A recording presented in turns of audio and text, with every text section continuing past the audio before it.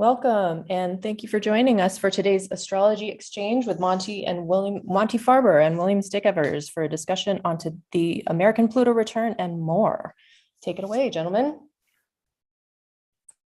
So Monte, it's been a long time since we spoke last, so I figured we have a lot to cover with this Pluto return, which is happening right now as of today.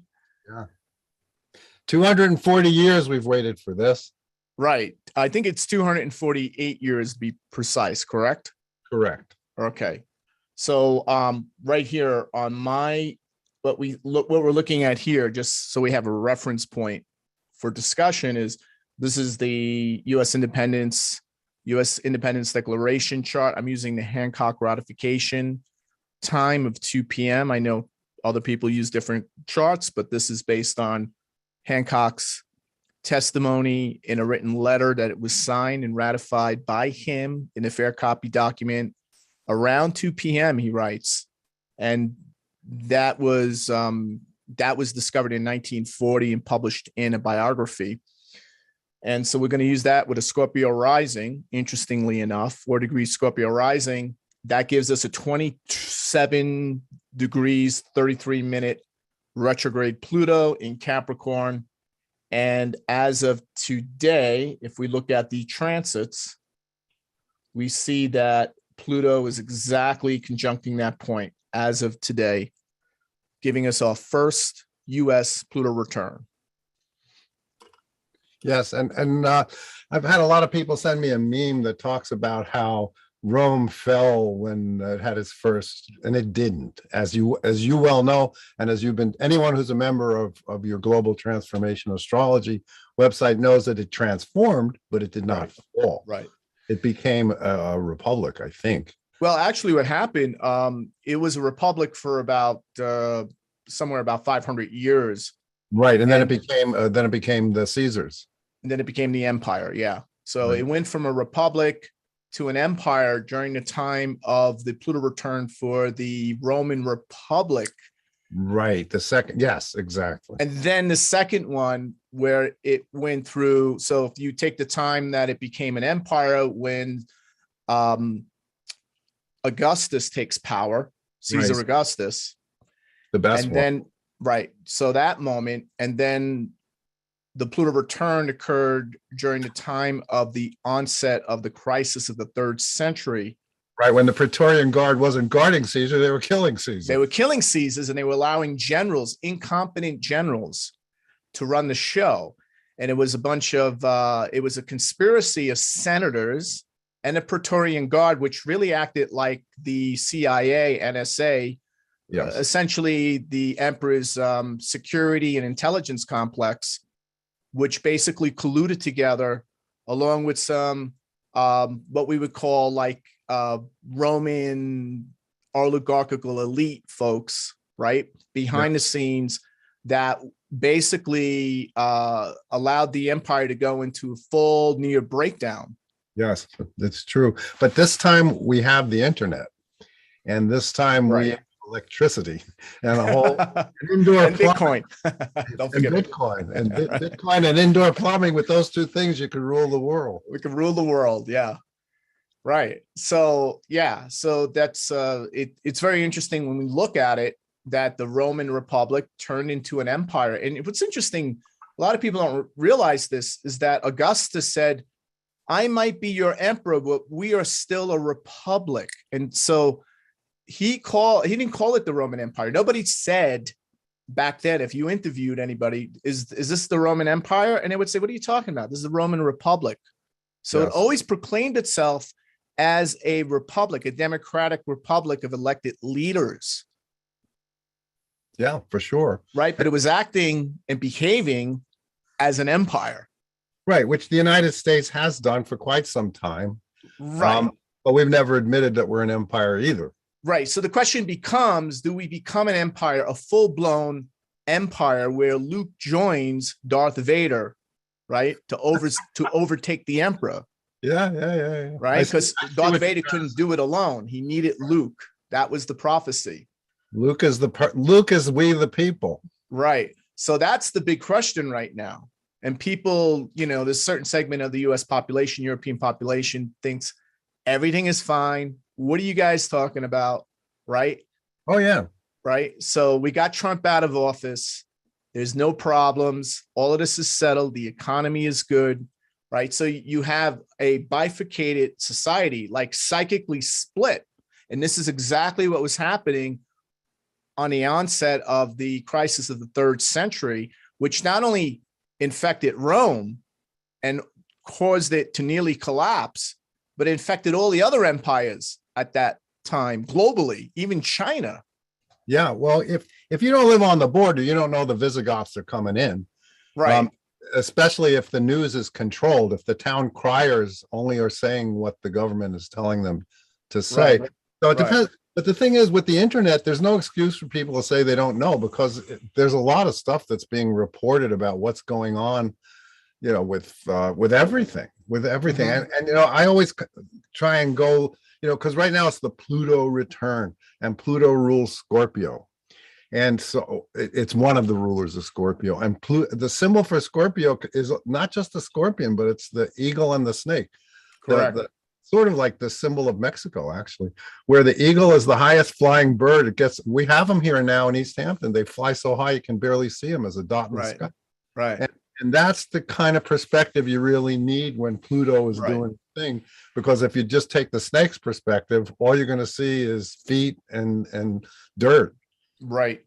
Absolutely. I mean, the other thing that we need to factor in here, and we haven't really touched on it much, but it's also the fact that transiting Neptune is opposing the natal Neptune of the United States exactly at the time this Pluto return is occurring. So it's really a Neptune, Pluto being the dominant and Neptune being the subdominant factors on an archetypal level that are impacting things in this and infecting the collective psyche of the nation state. Well, it's true. And the last time Neptune opposed the United States Neptune, you had John Brown, who took up arms against the United States Army because he was so against slavery. And there should be statues to this guy, because he was so against slavery. He was executed for it. He attacked Harper's Ferry Armory with weapons and freed slaves, and God knows who other people who were also committed. And they said, the slavery thing cannot stand, and they gave their lives for it. So that's the last time Neptune opposed, where it is now. Well, what I was looking at with Neptune conjunct Neptune back in the late 30s was when we were in the heights of the Great Depression. We actually went into a much more severe depression in 1938, then the onset of World War II in Europe in 1939. And it was going full blazing in Manchuria with Japan invading China.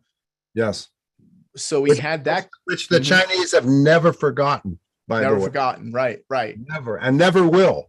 No. And the Japanese they still marginalize and play down the actual atrocities they committed. They did horrible things. Right. So I'm looking at that and looking at the fact that, we've got this now Neptune undertone to this Pluto return. And what I'm looking at here is sort of like the imagery, the archetypal imagery, because Pluto represents the instinctual unconscious on a collective scale, and Neptune represents the spiritual unconscious. And it's sort of like, a marriage between heaven and hell. It's like the interplay between it's almost like the soul of Christ and the will of Caesar, right? Caesar being Pluto and the soul of Christ being Neptune. It's really just like this, sort of like a collision of titanic collective forces that sort of evoke, sort of have a healing effect, or facing dark and powerful content that emerges out of this collision. And we're seeing this really play out now with the bifurcation in our society, right? We're seeing this sort of like, Apollonian and Dionysian, was sort of like people are taking sides. And and they're all in. And I think one good thing to keep in mind is that yes, the people who oppose you and doing the things that you hate, they might be doing that, but they might think they're doing the right thing. And I think that Neptune, opposite Neptune, at least in the United States chart, is all about idealism and doing it for That's the right. It's also about the Yeah. specter of socialism, which Yes. is really the specter of communism. Yes, and communism has never worked anywhere, but the idea behind it, well, Right. Marx was the son and the grandson and the great grandson of rabbis. So there's a religious element to communism and socialism, in the sense that it don't work in the Right. real world. It's never worked anywhere. But and there's Mark, he changed his name to Karl Marx, but he was obviously, he was raised religious. And Right. didn't like it. But that's why you have this incredible dichotomy between workers of the world unite, and when they do up in Canada, they come down on them like where are your papers? Where Right. Show me your papers, please. exactly. And, Yeah.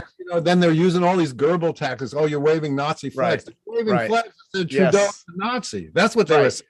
It wasn't a But see, Nazi party. And this is pervasive. This is like pervasive, egregious acts, pervasive corruption, yearnings, this like sort of unconscious yearning for power by governments. This Yes. sort of like, we're seeing these strange, obsessive proclamations being made by heads of states, by institutions, right? We're seeing all of this sort of like, it's almost like the United States, like Rome is like in an intoxicated medical state. Like there's sort of like this sort of a neurotic breakdown taking place. Well, I think people are realizing that now's the time. If they don't do it now, they won't have the chance to do it again. So a lot of people are going all in. And it's very much like in The Wizard of Oz when they pull the curtain back. I think a lot of people are seeing what's behind the curtain, and what's behind the curtain is just a bunch of scared people. And I hate to, put down the baby boomers, but there's a lot of them. Trudeau is not a baby boomer, okay? He's the first one to come out of the chute at the rodeo as a full-blown dictator. But the other ones, like Putin's 69 years old. His birthday's in October, I think. And when you get to that age, and when you're at Trump's age, and when you're at Biden's age, and Pelosi and Schumer and all these people, you start thinking about your legacy. And that's why Putin is thinking about his legacy. He wants to be remembered as the person who made Russia great again, Right. So Right. that's why people are saying, oh, it's not going to happen. Well, I don't know about that. He sees America as weak. He's going to go for it. Great wealth invites theft, as it says in the book of Tao. Yeah. I mean, America is certainly disabled in terms of executing its power and prowess at the level it's capable of, especially now that these archetypal forces are now pervading the body politic and the collective imagination of the people. I mean, basically, we're seeing like one of the things I see is sort of like with Neptune, Pluto here, and Pluto dominating is sort of like the collision of the sacred and the profane, right? Yeah. Spirituality and shadow.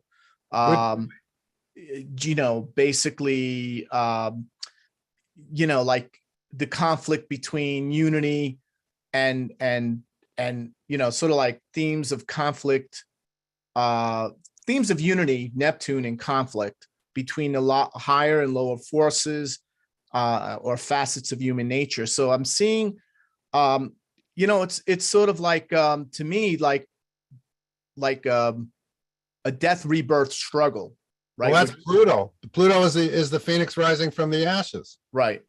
And then, so, and also like I look at it, Neptune would be more like Apollonian, and would be sort of an Apollonian theme, and Pluto would be the Dionysian theme. Right. Right. Well, So the Oracle at Delphi was Apollo. So that's Apollonian. Right. So that's why oracles are so big now. One of the reasons that oracles are so big, because there's so much cognitive dissonance, as you're always speaking about in your various classes.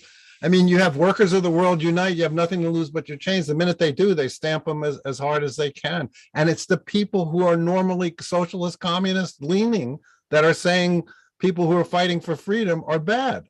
Right. And so Absolutely. the average person says, you know what? I can't do anything. A pox on both your houses. I can't do anything about it. And a lot of people are pulling back from watching the news or thinking that they can do anything with their vote. I mean, it's a very scary time, but at the same time, the United States was created. It did pull away from England. Right. And that was a power struggle, right? Exactly. So Pluto has to do with power struggles. It has to do with power struggles of institutions that dominate the people, right? The will of the Yes. people or the collective. Yeah, the word plutocrat is somebody who's just this raw power. I have the Right. power to do this, therefore I'm going to do it, which is what's going on in China and Crimea, and to a large degree in the United States as well. Right. Right. So, you have the fact that with Pluto, you're dealing with power struggle, you're dealing with unprecedented watershed events of historical significance happening at a daily rate. They're not happening at a weekly rate, monthly rate. Now they're happening daily with these foreign policy crises that having these high intensity conflicts that are breaking out all over the place. And then you have so there's this sort of like the emerging of the shadowy underworld energies, and that are going to bring up, right, and we're also seeing that underworld entity through massive storms, right? Through nature, through lightning fires, through volcanoes and earthquakes. I mean, how many earthquakes, tsunamis, like if you're watching, it's been happening over the past 6-7 months, accelerating, destruction, decay, buildings, bridges falling, destruction of existing conditions in all infrastructure on a global level. So, and as a result of that, right, with that Neptune sort of dissolving, there's sort of like a collapse of the belief systems, or I'm going to call it the American rule-based order, Pax Americana, where, that type of world, especially the dollar fiat currency-based world that goes with it, that type of structure is beginning to collapse and go through a deep transformation. So I'm seeing this like larger process take place, and the country's certainly going into, well, certainly been in, but going into this stage of like, dark night of the soul, right? Yes. Yeah, definitely. I mean, oh my God, it's so hard to understand where to start with this, but the pandemic started when you had the historic Pluto-Saturn conjunction in Capricorn in the early days of January of 2020. And that really started, we've all been monks in our caves, and some people have used it in amazing ways. I know 2 relatives, one lost 80 pounds and one stopped drinking, which both of them I would have bet against. And at the same time, as also a lot of people died, a lot of people committing suicides, and all this other kind of stuff. It is a dark night of the soul time. But right. Pluto, the mythology of Pluto is Pluto rules Hades. Pluto is the one rules judgment. It rules you go to heaven, you go to hell. He right. decided. Well, the idea of Hades was, I didn't mean to cut you off, but I just want to say this is like purifying fire. It's sort of a purification, a cathartic purification of the soul. So right. Hades served a purpose, right? Yeah. No, it wasn't just about suffering. No, as I said before we even started, I have Pluto on my ascendant. So Pluto, right. You can say Pluto is my friend, but Pluto's right. nobody's friend. Yeah. Pluto is it's like saying that the tiger that's chasing you through the jungle is your new coach and making you run as fast as you can. Right. Pluto is a reminder that you're going to die, and right. you're either going to do something that you're right. going to be proud of, or you're not. And I think I always come back to the individual when I'm doing astrology. Yes, we're having the Pluto return of the United States, but then you got to look at what they used to do. They used to do the astrology of the leaders. So you got to look at Biden's chart, Harris's chart, Pelosi's chart, Schumer's chart, all those other charts, and they're all screaming the same thing, basically. Right. I mean, we'll get to Harris in a bit, because she certainly is being impacted by this Pluto return, which is hitting my her God, sun yeah. moon opposition directly. Right. And she's now heading the NATO committee to how they're going to deal with the possible Russian invasion of Eastern Ukraine and how NATO will respond.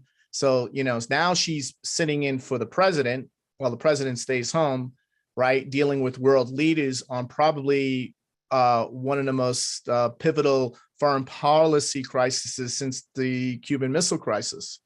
Since Munich and World War II. And yes, certainly since and the Berlin crisis. Right. And you had Chamberlain going there to try and deal with Hitler, Right. and came back with Right. a piece of paper. We have peace in our time. 2 weeks Right, later, so- they invaded Czechoslovakia. Right. So I call it Kamala to the rescue.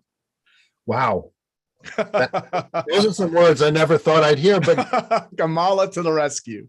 But right. you know So what? I mean, you got to wish her well, because I mean, she has she's got the whole world in her hands. Right. That they do. Yeah, and- exactly.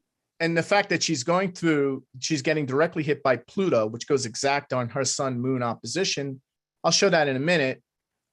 Just basically points out how she's sort of thrust into the middle of this titanic power struggle that's unfolding, right? I want to show this, just this on the slideshow here. Right. And if people want to see things other than the slides, set your view setting in the upper right to side-by-side gallery, and then you'll see William's screen, and you'll also see us talking. Right. I saw people chatting about that. Sorry. Right. So Pluto and mundane astrology, right? We've been talking about, The photo says it all, doesn't it? What? I didn't hear that. I said the photo says it all. Yeah, the photo says it all. I mean, right? That's when Pluto, at the time Pluto was discovered, was when we were developing atomic energy and nuclear weapons. And the gangsters and dictators. The gangsters and the fascists. Yes. Right. Yes. And we have fascism today by the definition of the word. It's when you hear public governmental partnership, that's fascism. That's the definition. That's fascism. Okay, sorry. Yeah, no, go ahead. No. That's what I wanted to say. It's just like if people they throw a word around the word fascism, but fascism means the government and large corporations collude and to override the will of the people. Right. And unfortunately, that's a lot of what's going on nowadays. And the word fascist comes from used to be on the dime. It's like a bundle of sticks with an axe head in it. Once again, it comes back to Rome. Right. It's what the guards in the Senate carried these things. They were called fascists. That's Sorry. right. A little bit of history. What they had in Rome too was totalitarian democracy, and we have totalitarian democracy today. Yes. Where people are, where you have a system of government where people are lawfully elected to maintain the integrity and profile of being a republic to its citizens, but once those, but the citizens have very little or no participation in the decision-making process. So in other words, they have really no influence in who gets nominated for those positions. Yes. Who they vote on, and then they are completely disconnected from that decision-making process by those elected officials. So this is exactly what's happening today, and that's part of what created this existential crisis within the empire that kept calling itself a republic. So we're seeing that today, and also it operated like a plutocracy. Yes. And we operate today as a plutocracy. Oh yeah. I mean, anybody who says it's not true, I don't know what to tell you. I feel sorry for people who don't know what's going on. There's no excuse not to know what's going on with the way the internet works. And so far they haven't shut that down like they do in a lot of communist countries. Right. So far, there's still free exchange of information. And when people say, oh yeah, Facebook does this and Twitter does that, oh, so what? You just go out and find the information where you can. I know what's going on, or at least I think I do. I don't believe anybody. I learned that growing up in Brooklyn. Don't believe anybody, but see what resonates with you. Right. Right. So that's one of the other issues here. And I'm thinking, looking from revolutions from republic to empire. This is not just the Roman Empire, but this happened to other empires as well.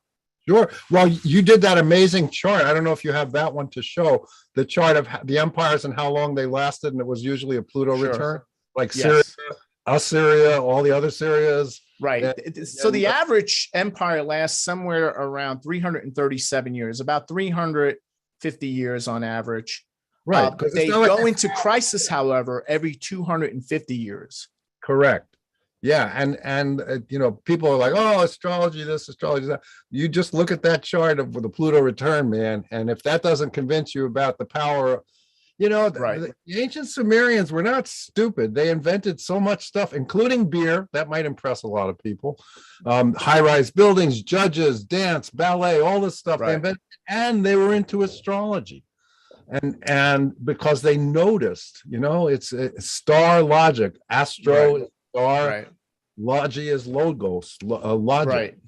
Yeah. So we're seeing like this will to power, right? This Nietzschean Dionysian principle of will to power, right? This blind striving universal will, this powerful force of nature emerging. And we're seeing this all through, you know, the plutocracy, the crony capitalism, too big to jail, too big to fail.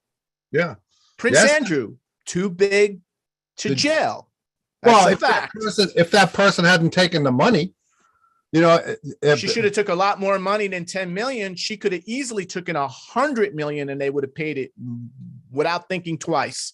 She could have took down the entire British and American and possibly some other like other government families completely. Well, senators, congressmen, possibly presidents, and there in former presidents. In that little nutshell is the entire situation. There was a citizen with the power to make a change, and they took the money. They took the money. They sold out.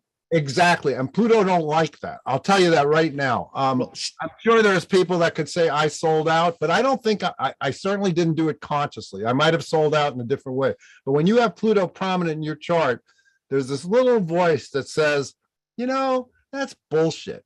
Yeah, I would rather, you know, live on my I'd rather live on my feet and get killed by it than die on my knees. And when you sell out, you're dying on your knees. She could have done something. Does she need that money that badly? Or maybe they just scared the hell out of her, because with Pluto, people are willing to kill. And that's the reason that gangsters and mobsters and the government gets, you know, Mao said democracy comes out of the barrel of a gun. And there's at a certain point, the United States did not get made because of the Boston Tea Party. It got made because they defeated Cornwallis at the Battle of Yorktown. Right, exactly. During an eclipse, by the way, a solar eclipse occurred on that day. Exactly. So that shows you the power of eclipses. And we got to remember too, we're talking about in this situation, you know, because Pluto represents the instinctual, the political, the social, the sexual, the criminal. Yes. So it preys on the innocent and uninformed, or what we would call ignorant, or willfully ignorant. The willfully ignorant. Yeah, it preys on the weak, because when you have a power struggle, what do they always say? Knowledge is power. So if you're standing there and you have not educated yourself, Pluto's going to say, oh, this is great, roll over you. What is the oldest technique? Divide and conquer. That's why, you know, we can be up here talking about this, that, and the other thing, and people say, yeah, but what about this? And what about that? All these little lower things. We have to be like the eagle and soar above the whole thing and realize, what did Jefferson say? When the people fear the government, there's tyranny. And when the government fears the people, there's liberty. And that's what this is all about. The United States hasn't been its Pluto extreme good yet. It hasn't been its extreme bad yet. Well, I think we're going into that extreme. I think the situation is getting extreme, and it's coming here. I mean, the fact that we're going through this Pluto return, and the thing I've been emphasizing a lot is the fact that geocentric descending node of Saturn is conjuncting Pluto right now at the time of the US Pluto return. And as people can see here, it correlates with historical challenging periods, widespread suspicion, widespread pessimism, tension. It correlates with periods of compulsive power by government and non-state actors that are pulling the strings. It correlates with periods of populist resistance, like we're seeing in Australia, like we're seeing in Canada, where like we're seeing in other parts of the world, like in Ukraine. I mean, isn't it weird that we're seeing that kind of behavior in two of the governments and two of the countries where we thought, I mean, what is Canada and Australia known for? Have a beer, let's have a shrimp on the Barbie. And all of a sudden it's like, wait a minute, are they having trouble teaching their soldiers to goose step? Like it's like it's the Babylon Bee that it's Canada and Australia. China actually talked about how Australia was being too repressive of their people. That's like the right. That should tell you something. It's like we used to have a joke in the movie business, and unfortunately it's bad about grips. But did you hear about the grip that was so stupid the other grips noticed? It was a bad joke, but it's like the other dictators are like, wow, this is great, but you guys, I think you went a little too far. And that's Australia. Shrimp on the Barbie land. I mean, so what we're seeing here with the Pluto return and the fact that you have the South. Now I've looked back. The last time we had the node, in this case, it was the northern or ascending node of Saturn conjunct Pluto, was during the Great Depression and at the height of World War II, at the most intense moment of conflict. So we're seeing a replay of this, right? So the last time it was the Neptune return when the node of Saturn was right on Pluto. This time it's the Pluto return with the node of Saturn on Pluto while we're going through the Neptune opposition Neptune. And so there's no doubt we're seeing sort of the dissolution and destruction of an earlier mode of life. That mode of life certainly has to be the Pax Americana world, right? Yep. The dollar-based world, the 401k world, that whole world that, came into prominence right after the Second World War. Yeah, the one I was born into, that right, and benefited from, right? Yeah. And this is why we see a split in the baby boomers. I want to now go to the baby boomer mode and sure, from a constructive viewpoint, because there is some valid criticism. Oh, definitely. Right? Yeah. So, we're seeing that now, and there's certain baby boomers who are still trying to hold on to power. They're still controlling the 401ks. They dominate the Senate. They dominate the Congress, and they're on the older end of the baby boomer spectrum. They're not on, right? So they're not. They're dangerous. They're dangerous because when you got people who are like, let's send those young people off to war. That's dangerous. Right. I mean, look at the fact that what's happening with the fact where they're really like stopping and stalling the regulation of cryptocurrencies. Meanwhile, Canada has already got their spot ETF, their Ethereum ETF. I mean, Ukraine. Yeah. Now it's legal in Ukraine. It's legal in Russia. These things just happen over the past few days. We're seeing a complete, massive, pervasive acceptance and integration of Bitcoin as legal tender on a global scale. And the US is holding back because you have a number of senators who've been very vocal and saying, no matter what, we consider Bitcoin a fraud. We're going to outlaw it, right? Meanwhile, who makes the most Bitcoin in the world? Who mines it, right? The United States.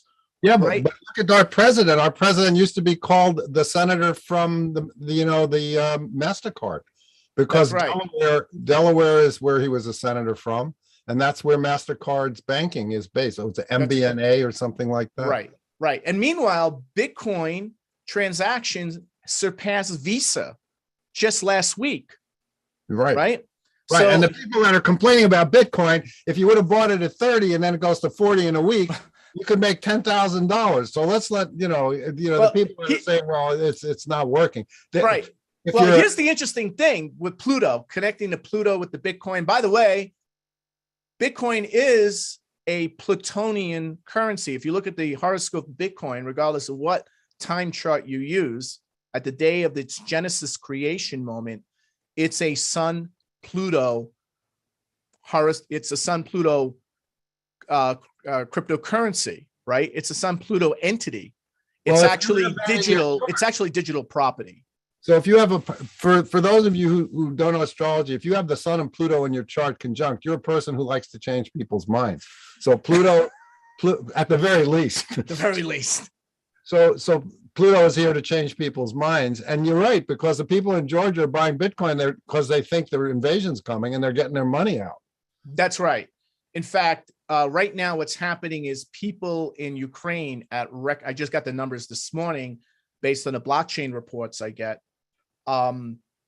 They're converting all of their local currency. I don't remember the name of it. It's an odd name to pronounce in English. They're converting it all into Bitcoin. So they're not going into gold.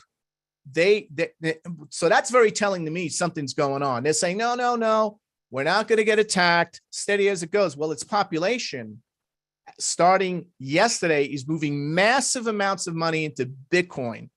Yeah. To protect it and to move it quickly. And it's a store of value. So, right. Because if you're going to be a refugee, because didn't they just send 700,000 people from Eastern Ukraine into Russia? Correct.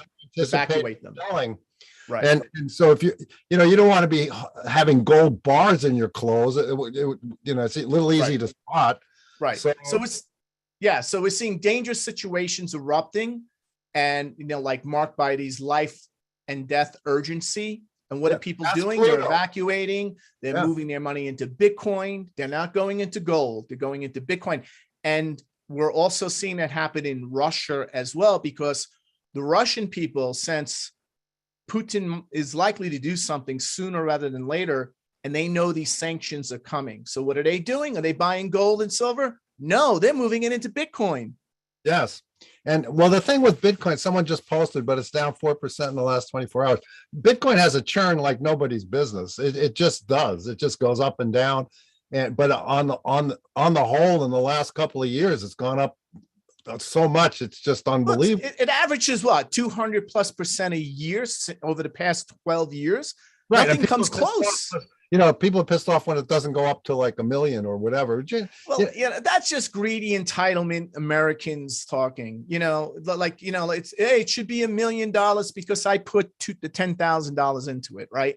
So we have to keep in mind that so it took Microsoft and Apple, which are worth now over $2 trillion in total market capitalization, to hit $1 trillion. It took 20 years to hit 1 trillion. No more. It took 30+ years for both of them to hit 1 trillion in total market capitalization. It took Bitcoin 11. Yeah. No, it's true. But the thing that's going on now, and I think people have to realize it, is that you have a lot of these unfortunate baby boomers. This is why I can't defend the baby boomers as in general, because there's so many of them doing this kind of stuff. They are not going gently into the night, and they are equating power with life, and they don't want to die, and they're just clinging to power instead of allowing the younger people to do it. But once again, in the defense of baby boomers, we did stop the Vietnam War, and we did a lot of good stuff.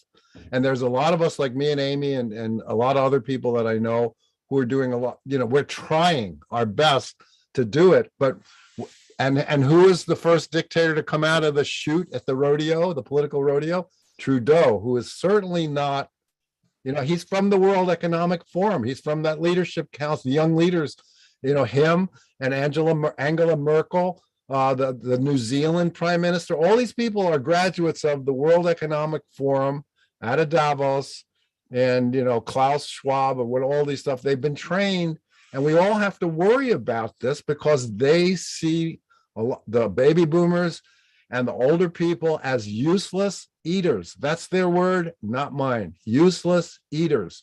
And you also have to remember, in China, as of 2020, they had over 400 million people over the age of 65. It might even be 60. So they have more than the population of the United States over 65. So do you think it's a surprise that there's a disease that comes out that kills old people? I mean, really? I mean, get real is really what Pluto is all about. Get real. Right. Right. I just think it's amazing right now. We're at DEFCON 2 starting February 17, 2020. That's in Europe. That's the European. That's the Euro, right? So the overall DEFCON level is level 3. No one's talking about that, right? That's the global DEFCON level. Yeah. The last time we were at global DEFCON level 3 was during the attack on the Twin Towers. Right. So it might have gone up higher though. Didn't it go to 2? No, it went to 3. Never went past 3. Really? So we're at the same level right now, folks, right? We're at the same DEFCON level that we reached on September 11, 2001, when the hijacked 747 planes impacted the World Trade Center and the Pentagon. So the CENTCOM level, the Eurocom level, right, is now, as of February 17, 12 a.m., I just noted the chart for Washington, D.C. Look, very close to the exact time of the Pluto return. And So what's this is, it's so amazing. DEFCON 2 means they think that they're coming over the hill. yeah, DEFCON 2 is called fast pace, right? That means fast pace. It's red alert warning status. That means they believe there will be a imminent attack, and that all armed forces have to be prepared to strike or to engage within 6 hours. Right. So that's pretty serious. Yeah, DEFCON stands for the defense condition. What the condition is of our defense. Right. It's so in Europe they think there's going to be an armed conflict. Absolutely. That's what's happening right now. Right. So that's what you're saying here. But keep in mind, my eye always keeps going to the Venus-Mars conjunction, which is happening at the same time as all the other stuff that's going on with the Pluto. You have to also realize Mars will be approaching Pluto very soon. Yeah, which you don't really want, but but that's just that has the potentiality to push it from level 2 to level 1. Oh yeah. Yeah, but Venus-Mars is love-hate. Right. Venus, yeah. Here's the point, right? And you know what I'm saying here. A majority of the community, the metaphysical, the astrological community, they have no clue that this is happening. They think, oh, this is, William, you don't get it. Everything's been reduced down to false flags, right? Everything's a false flag. Everything's a psyop. And I'm not saying none of that's happening, but everything's been reduced to that point. Meanwhile, we have a DEFCON 2 level in Europe. Yes, I mean, people who are watching from Europe, I feel for you because you don't know what's going on. And what can any of us do about a DEFCON level, even if it was here? We used to have, when I was growing up, used to have these drills where you go under a desk. And what are you supposed to do? Kiss your ass goodbye if there's going to be a nuclear war and stuff? So that's why I always come back to what can the individual do to prepare for this? I think, what the individual can do, it's certainly, the Great Reset. This is all part of a great geopolitical reset, is the Great Wake Up. Right? Yes, exactly. We got to push back because Pluto is all about it's all about power struggles, and that's why I keep coming back to the Venus-Mars and the Neptune opposition. The United States and the rest of the world has got to live up to their bullshit. You can't say land of the free, home of the brave when there's all these people that can't afford to feed themselves and all this other stuff. So we also have that. The United States, it's got to be united, not. I want to get to the economy in a few more minutes. I want to play this out here with what's happening in the world with Russia for a moment, if you don't mind. Then we'll get into not at all the growing wealth disparity, where the pitchforks at some point start coming out, and I think we're hitting that pitchfork level of intensity. Yeah, this year. $7 gasoline will send the pitchforks out. Right. That's something you don't hear about as well. Right. So this is, look, the Pluto return, using today's Pluto return, using the astrocartography local space world map. What do we see? This is the exact moment it goes when the return occurred. Right? Where's that Pluto line going? Right through Ukraine. Ukraine. Where else is it going right through? Look at it. Washington, DC. And Ottawa. Ottawa's right. You can't see it on the map here, but it's Yeah, right around here, right close to Ottawa, right Yeah. close to Kiev, right over DC. Yeah. Right. And not too far from Turkey. I'm sure there's certainly going to be, I think Turkey's going to be pulled into this conflict in some way or other. Their Well, economy they is have to be. crashing. Yeah, their economy is so bad, so bad. Their currency is collapsing daily. Yes. Right. It's- So here's, we're going to see a complete escalation. Everything's going to go DEFCON 2 in this area. It's not just relegated only to Ukraine. So that's sort of like part of this, titanic collision of forces, right? Right.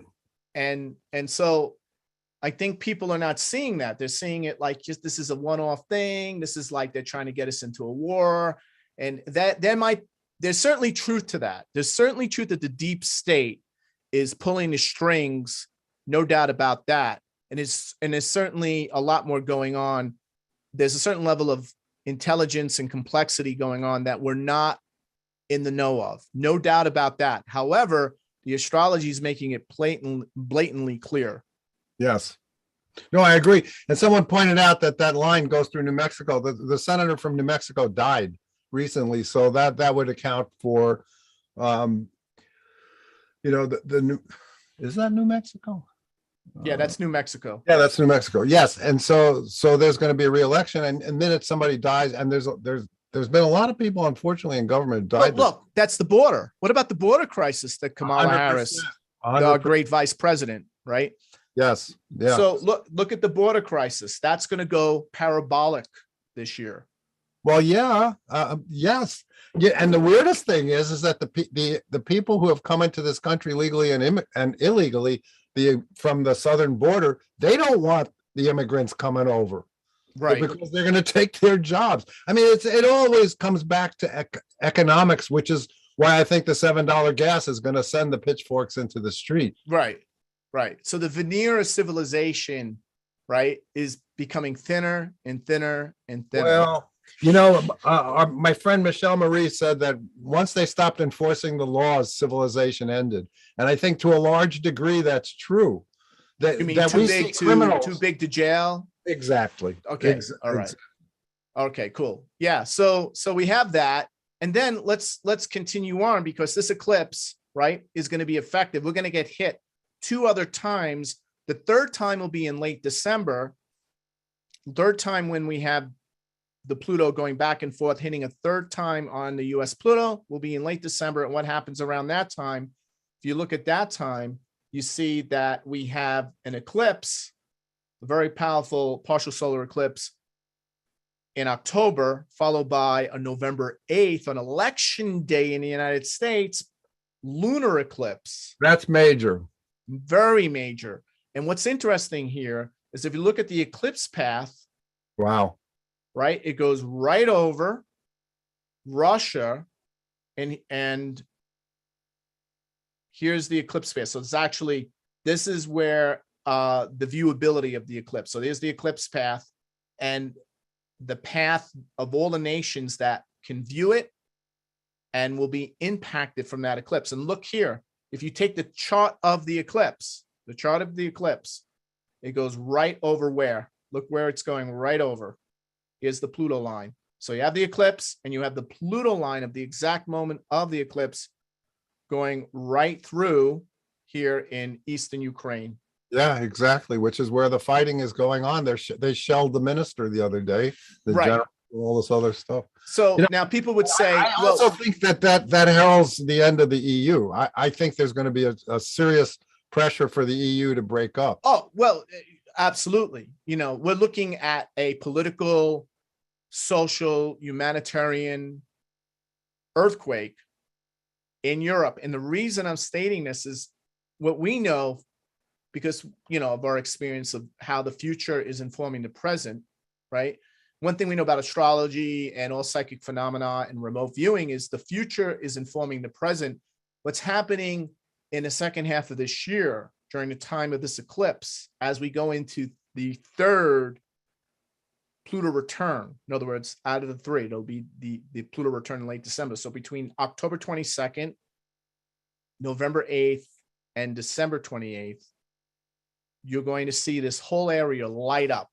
This whole area is going to light up and be a major focus for this titanic power struggle that's taking place. And I also don't think it's just not military stuff. It's just not NATO. No, It's not not at just, all. it's financial, because what are the most vulnerable banks in the world? Where are they residing right now? Well, you got Deutsche Bank is certainly one of them. Right. And you have a number of European banks that are on very shaky grounds, right? You have the ECB, which has negative interest rates. You have out of control inflation. You have out of control unemployment. You have a massive underemployed class. This is in Western Europe. Eastern Yeah. Europe, it's even much worse, but they don't talk about that. Well, that's And- why they all came west. Then they had the immigration crisis in England. Right. Because so many people were coming over there, but you can't blame people for wanting to work. But the thing is that Europe is like an addict. They're dependent on Russian gas. So, right, that's the other thing. So they're dependent on America for its defense, whether they want to admit it to themselves or not, for their strategic defense. They're completely dependent on Russian gas and oil. And should there be a conflict or a brewing conflict that goes physical, that's all going to be completely cut off. So what rules oil, right? Neptune, Pluto, both of them, right? So the fossil fuel or the petroleum industry based on fossil fuels and all that, right? That's both of those are ruled. Neptune, opposite Neptune, Pluto, return. And we're seeing this massive eclipse. Look at that eclipse, Pluto going right through it. And so that's really telling to me that you're going to see an energy crisis, which is already happening in Europe. Oh, yeah. I mean, they laugh at us when we complain about $7 gas. They've had $7 gas since the 60s. Right. So we're seeing that play out here. So the charts are screaming very clearly, like, this is what's going on here, folks. Pay attention. Well, that's it. People got to get the people united can never be defeated. Yes, those are chants used by people who are trying to be disruptive. But I think the basic essence of all these people is we cannot fight amongst ourselves. It's not us versus them. It's the elites versus the people. They really want, it appears to me, that's what the struggle is with Pluto in this particular time period. The elite want absolute power, and the United States Constitution is in the way. Absolutely, it's in the way. So this is what we need to keep in mind, that eclipses are what? Red alerts. So we have Pluto return, right, happening. That Pluto return line is going over throughout Europe, and particularly in the Ukraine area, and then eclipses or warning signals that give us an indication that there are unknown factors in the offing, things that we're not aware of.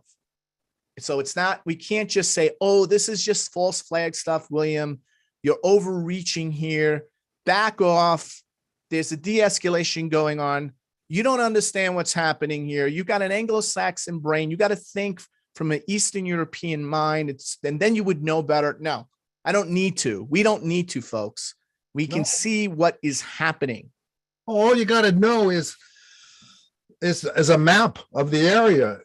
When people talk about California seceding from the United States or Washington or Oregon, I always say, are you crazy? That's where all the military bases are. Do you think Washington's going to let them secede? That'll never happen. No. And just like in Russia took the Crimea because that's where the sea bases are, and they don't want to have anything that gets in the way of getting to the sea. And there's a logic to Putin's actions. He wants a legacy. He doesn't want to be stopped. He doesn't want the military to be stopped. And plus, there's all these ethnic Russians in the eastern Ukraine. You know, that's what started with Hitler. Hitler was like, we have all these Germans in Czechoslovakia, and we have all these Germans here. They wanted Lebensraum, room to live. That's right. It's That's right. it's not reinventing the wheel. What's going on? Right. The other thing too is if you look at the amount of resources and the amount of manufacturing of core materials, of a number of high-end, they have a lot of high-end energy manufacturing and raw material output that gets exported from Ukraine. It's substantially higher than Russia's. Yeah. Right. Yeah. So they have tremendous oil fields, oil reserves. They produce more food than Russia does, substantially more. In fact, Russia needs Ukraine in order to reinvigorate and reinvent its empire. Without Ukraine, it's like taking the 13 colonies of the United States, 13 original colonies, right, and breaking them completely off the U.S. So imagine a U.S. without New York, right? Yeah. Without Virginia, without New Jersey, without Massachusetts. I mean, just take away, right, the level of wealth, institutions, power, you know, all those things that those states have, right, and completely. So this is the equivalent to what occurred. Now, I'm not trying to make an excuse why Russians need to go in there. No, not at all. No, you're just pointing out the logic of it. And the other thing is, imagine the nuclear missiles in Cuba and Mexico and Canada, because that's what NATO wants to do. And NATO is the United States empire by a different name. Right. So Absolutely. We're back to the Pluto return and how it transforms empires. And so That's we're right. being forced to transform. Right. So there's the sort of like the impulse for empire is awakened, right? This impulse to be an empire, whether you're capable of pulling it off or not, right? You give it a go. Yeah, that's what Putin's doing. Right. So basically we're looking at you know, one of the things I wanted to show here too is we're almost at the height of the 17.71 year war cycle, which I want to show here. Wow. Yeah. So this is where we are right now. Great. Right. And if you look, you know, we just look at the different wars, right? I have a chart of each one. So we'll just go through them real quick because I think it's important, right? Spanish-American War, right? And Jupiter-Neptune. What's coming up in April? Jupiter-Neptune. There you go, right? World War I, right? We see what? Really prominent Pluto right on the world point. And we have Jupiter-Uranus. What's coming up next year in 2023? Jupiter-Uranus. Jupiter-Uranus. There you go, right? Nothing to see here, folks. Well, this is why you point out that a lot of astrologers want to talk happy talk. I mean, nobody is more of a rainbow pooping baby boomer, you know, unicorn rider than me. I'm very positive, but at the same time, the first rule of warfare is make your base secure, and you got to prepare for the worst if you want to live well. You got to put your mask on before you help the people next to you. A lot of people are not putting their mask on. No, not at all. And look at here, the 6-Day War in 1967, when Syria and Egypt attacked Israel. I think Jordan participated in that as well. Sure. And you see Uranus, Pluto. Yeah. Look at that, Uranus, Pluto, bang, right? So you're seeing with these wars, you're seeing these out of planetary alignments. Look at here, invasion of Grenada, Jupiter-Uranus conjunction. Yeah.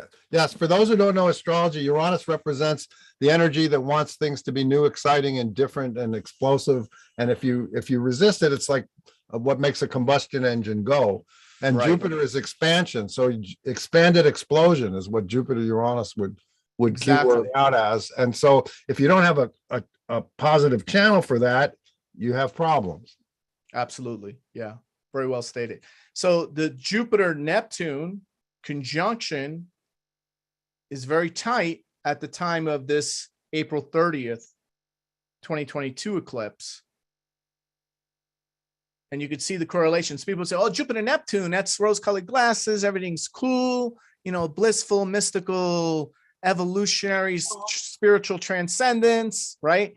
Well, yeah. Okay, all this wonderful color and sound and vibration, and there's truth to that. But we've also seen that's when what national boundary lines are being redrawn, whether through diplomacy, through coerced diplomacy, or through military action.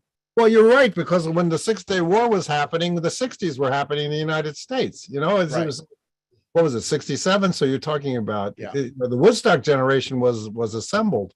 So, and there was a pandemic going on in 68 that killed 1 million people that nobody knew anything about. Right.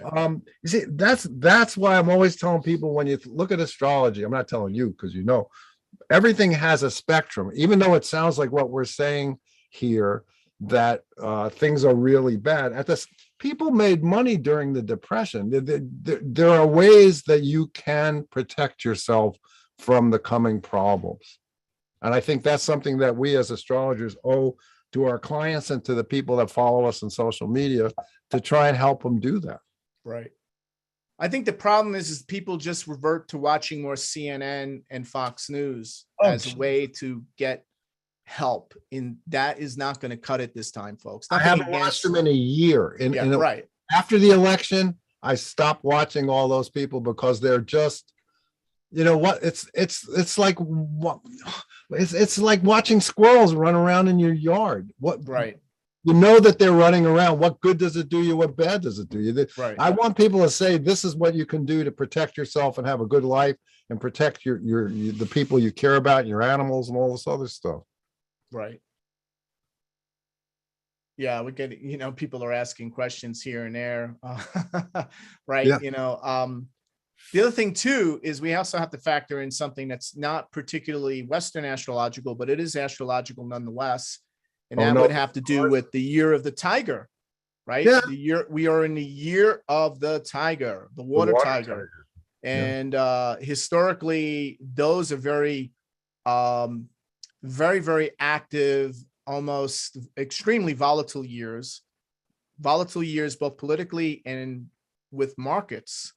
So if we look at that, right, we see a lot of, you know, the explosion of Chernobyl, right? Happened during the year of the tiger. The Cuban Missile Crisis happened during the year of the tiger. The invasion of Czechoslovakia happened during the year of the tiger. We saw the persecution of the Jews for the first time in Germany during the year of the tiger. We just saw, you know, I met Amy in 1974. I met Amy. That should be up there. That should be up there. Yeah, I will make that correction, sir. Only kidding. So the year, so like when we look at that, I'm thinking new Cuban Missile Crisis, Ukraine, Taiwan. But also, by the way, during the year of the tiger was when let me just go back here. I was born in 1950, but I missed the year of the tiger by a few days. I'm a wooden ox because it doesn't start till February, right? Right. But during the year of the tiger, right, we see, you know, we've seen historically that world leaders resign from office, or they make announcements that they will not run for office during the year. Well, there's already been 30 Democrats and quite a number of Republicans who've said they're not going to run again. I think they're tired of it. Someone pointed out that it's true. The New Mexico senator did not die. He's back at work, but they didn't announce his illness for 5 days. That guy came close to dying. Right. So, you know, what we're seeing here is we look at the year of the tiger, and this is the time for February 1st, 2022, Beijing at 2:56 p.m. This is the official Chinese New Year chart. We look at this loaded 8th house, house of crisis, house of conflict, house of war, house of audits, house of cathartic, life-changing events. Think of like the Tower card or the Death card, right? And we see Saturn there, right, as a harbinger. So I'm thinking, okay, environmental disaster, nuclear contamination, you know, the bursting of the stock market, everything bubble. Nah, it can't be that, right? 401k safe, folks, right? Iran develops nuclear weapons, explosive, disturbing revelations and scandal that brings down governments. Nah, it can't be that. Collapse of the Democratic Party in the US? Absolutely not, right? Now I'm speaking heresy to even mention that, especially in the astrological community. No, the Democrats themselves are saying it. Yeah, I know. They're Look, very there are astrologers, Monty, that argue with me from Canada, from Australia, and the United States that are defending the policies of Biden, Trudeau, and the leadership in Australia. This is how insane it's gotten. Wait a minute, they're defending concentration camps? Saying that we're overplaying it, like wait a minute, distorting. We're becoming the psyop, that we are the psyop for the astrology world. Well, right. If we want to just stay on the Democrat thing, there was an article just the other day called "The Democrats Are Worried That They're Extinct in Rural Areas in the United States." That's right. I read that article. Yeah, that's the Democrats saying. It's not me. Right. And when I say Democrat, I'm not just saying only the Democrat. I'm talking about a senior party official who's concerned about it. That the fact is that they've kind of crapped the bed in rural America, that they think that they're not trusted, and people in rural America are afraid to have signs on their cars that say Biden, the way people who were for Trump were in New York, New York City and places like that. And, they're afraid of getting their cars keyed and their lawn signs ripped up and their houses egged. I mean, it's just, we all have to get along. Rodney King had it right. Can't we all just get along? Right. So I was also thinking about the fact that, like, while this is all happening, right, this is also the Jewish year of the Shemitah, right? You want to talk a little bit about that because you're Jewish and you might know a little bit more than I do about it. Well, no, I don't. My friend is actually funding that guy, the guy who wrote the book about it, but I don't know enough about it. I'll give you, isn't it like a Jubilee year? Yeah, it's a Jubilee year. It's a Jubilee year that goes all the way back to the book of the Torah. And it explains, it's basically like a reset that God allows a financial, cultural, religious, mystical reset that occurs, that, that was part of life in Israel. Debts are forgiven. Debts are forgiven, right? And there's a whole list of other things that go with that, right? So there's that element of it. And I'm looking at the Shemitah, right, has a very sort of tarot card quality to it, right? Because when it strikes, I'm going to put up a slide on it while I'm finding it here, but it strikes with tremendous precision. When it does occur, we've seen major calamity and tumultuous events happen in markets. And markets, just when we enter the Shemitah, become extremely volatile. Sound familiar? Yeah, well, they are volatile now, and you've put up the charts of the Saturn, the Saturn Uranus square, and about how it usually does indicate tops, and then tops that are suddenly not tops. Right. So they're fake outs, right? So we see the Shemitah started on September 6, 2021, and that's in Jerusalem at 6:52 is the official time when it starts. And then it's sundown. Right, it's sundown, the Shabbats, and then it ends on September 25th, 2022. So that's the timeline. And we got, right, all this other stuff happening in the world. And then if you go back and look at historically what goes on, you can see here when we had Shemitah years, there was major geopolitical events, geoeconomic events, major market events, bear market, peak markets where bubbles burst. We went from a bull market to a bear market very quickly. Not just stock market, but bond markets crashing. Debt crises. The bond market right now is not a place where people have their money, the smart money. The bond market's going through a near-death experience now. Yeah. So you see all of this here, and then we're going through a super Shemitah event, right? So this is not just a normal Shemitah. This is a super Shemitah, and we're seeing what's happening now with the markets, right? They're just going insane. Look what's happening. All the markets are getting choppy. There's so much uncertainty in the market, so much uncertainty in the world. Yes. So much angst.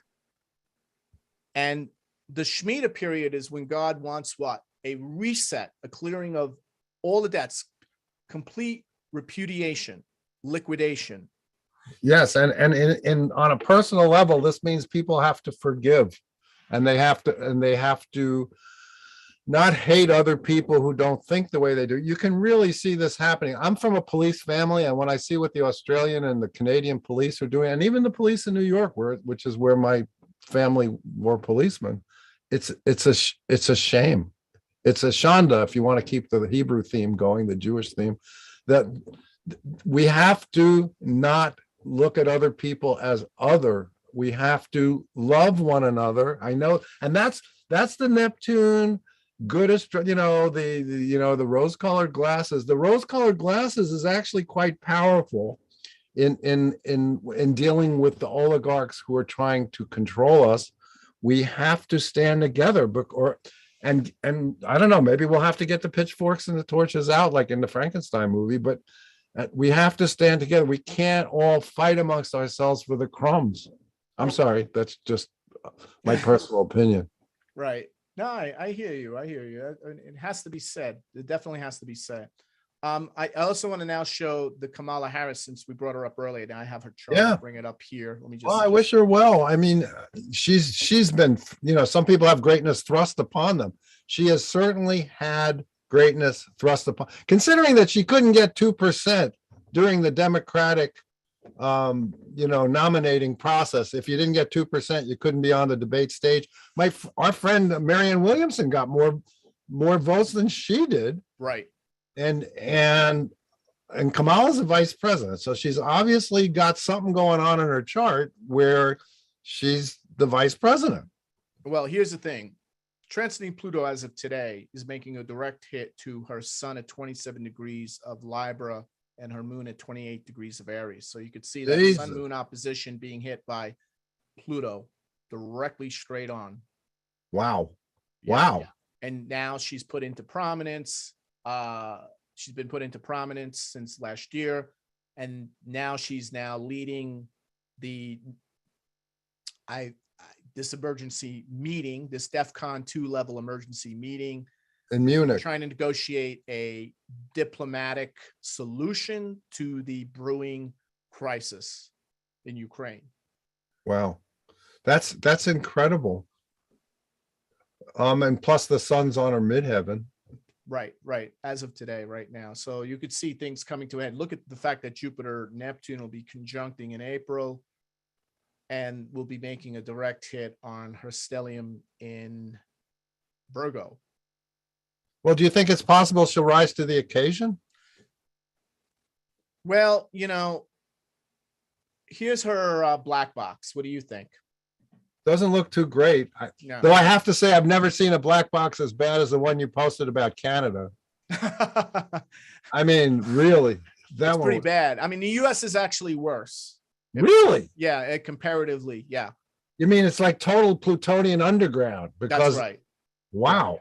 Because Canada was pretty much totally. It's pretty bad. I mean, this is not. I think we're in the verge. I think Canada is on the verge of a full-blown political revolution right now. I think many Canadians are still not aware of that. Many are, but there's still a contingent that back Trudeau. Well, yeah, but the thing is people in America don't realize this, but Trudeau wasn't elected. They elect the parliament. The parliament elects him. And it's an extreme small minority that is backing him in the parliament, right? Right. I mean, it's very razor thin. And I don't know about you, but I'm a nice guy, but you push me too far and I'm not a nice guy. And the Canadians and the Australians, I've never met any of them I didn't like. I'm seriously, I'm not, just trying to be Will Rogers.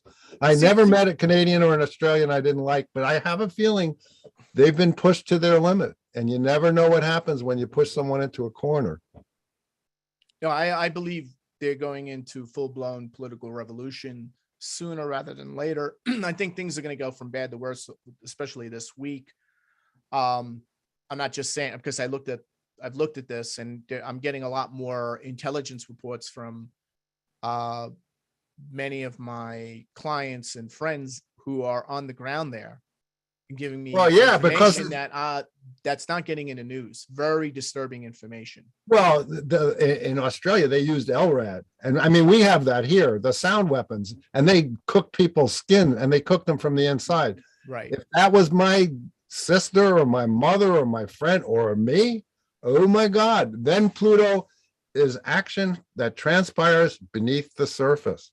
Right. So and it's even power the- struggles that dominate individuals and institutions, clash of wills, Yes, encounters with powerful destructive energies, both within, internally, right?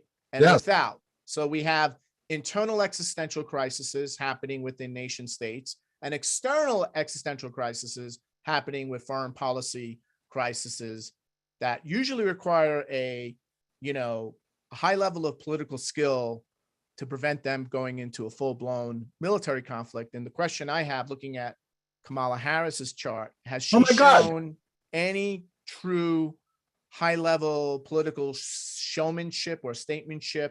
no.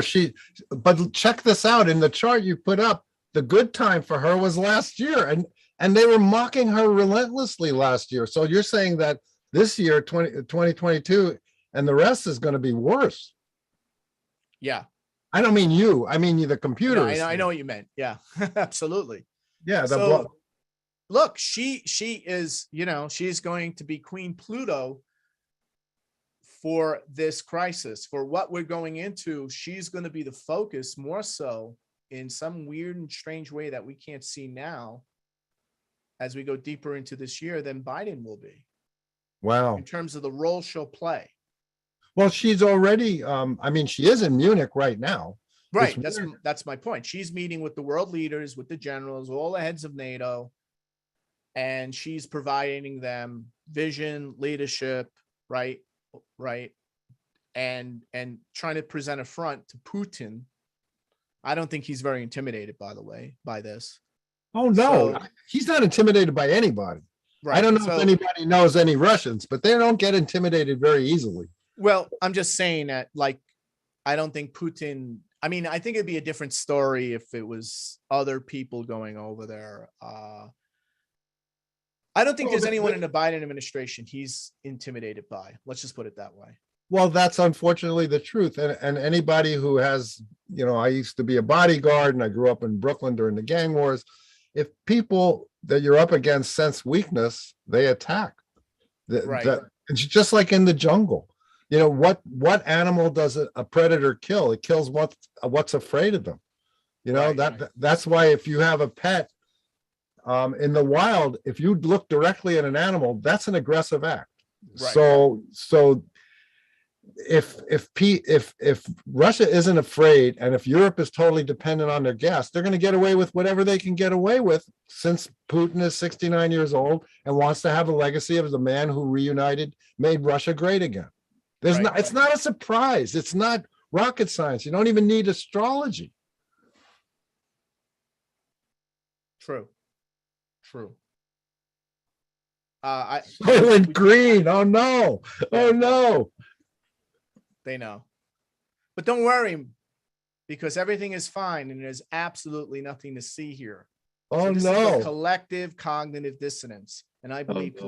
collective cognitive dissonance is peaking in 2022. I believe it's peaking now. Wow.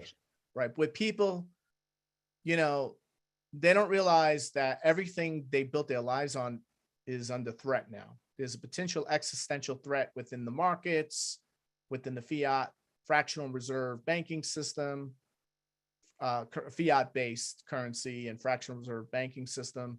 What's happening with NATO, what's happening with all the different legal and foreign policy agreements, everything is fracturing everywhere.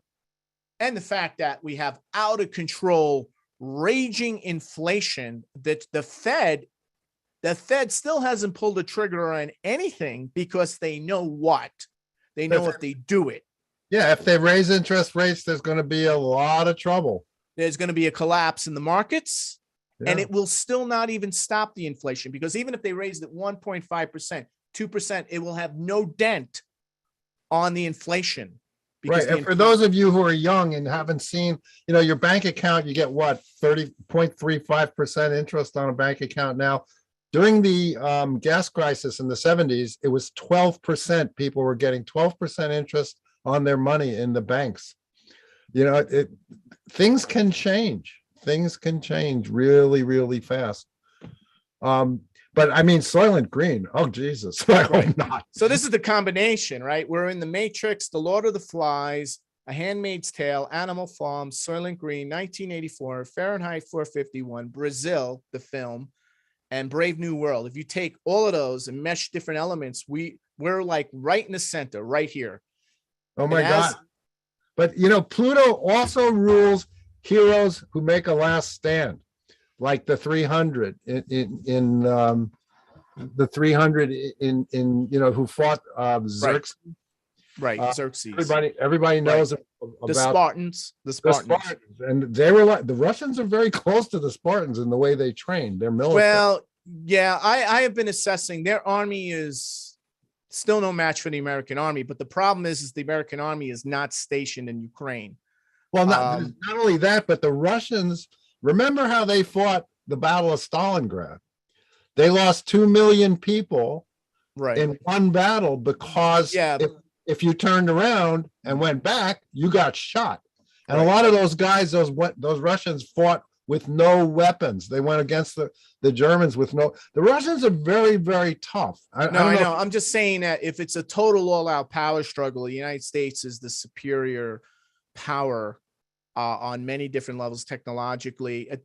Look, there's a lot of problems. There's actually a video I sent you on all the different problems with the Russian army.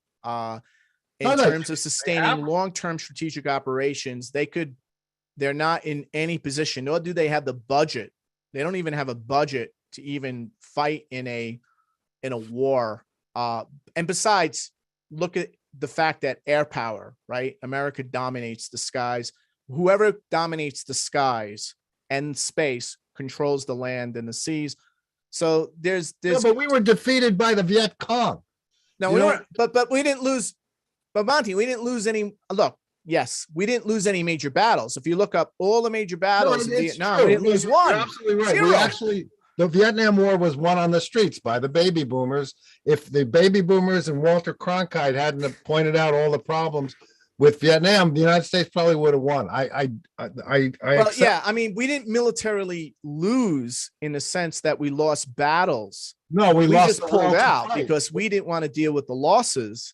Exactly. And we were also, there was a lot of problems with Vietnam. So we could have a Vietnam situation break out in Ukraine, and that is going to be the big issue that NATO has to deal with. Their homes. People fighting for their homes are usually the ones you do not want to be in front of because they'll kill you.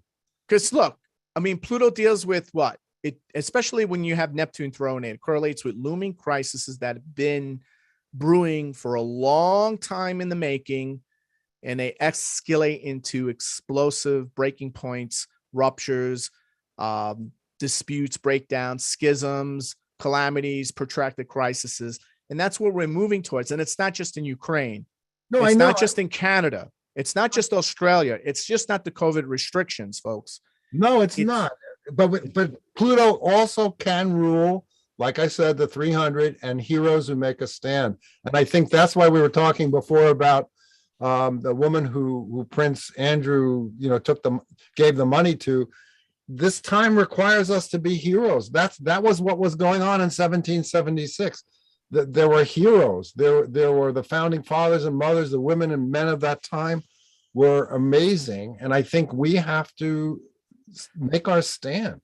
But we have to rise to the occasion, right? So look, maybe even Kamala will do that. You never know. I hope you're right. I hope my intuition is differing on that. No, the odds are against it. I understand. The odds are against it. Yeah. I hope for the country and for the world that they reach a diplomatic agreement and settlement, but I don't think this can be settled. First of all, it's not just Russia that's the bad guy. Ukraine has been not abiding by the Minsk, the Accords, right? They haven't been Yeah, abiding by that. There's a lot of other issues going on here. There's a lot more complexity that all of this has been brewing and converging into this, Cuban Missile Crisis standoff scenario. definitely. So, yeah. I'm not saying Russia's the bad guy.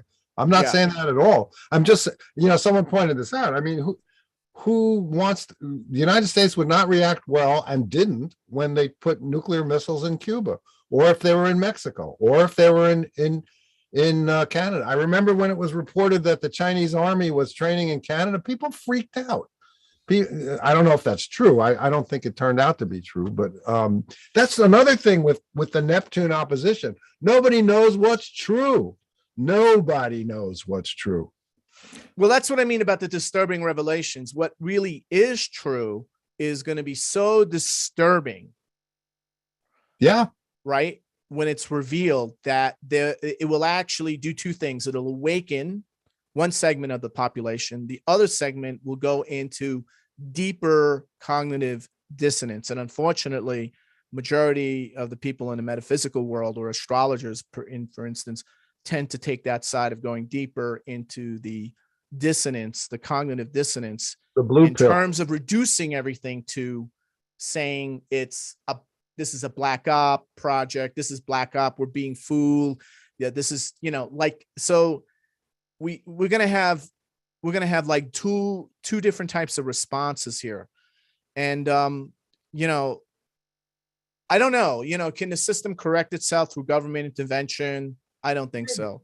Well, I know what you're saying, but once again, where are the heroes and the heroines? I think people have to stand up with the Pluto conjunction with this country, because if you look what happened when on the second Pluto return for Rome, Augustus stepped up, and now the word August, and not only just the month, but when you say someone is an august personage, that means that they're incredible, they're wonderful.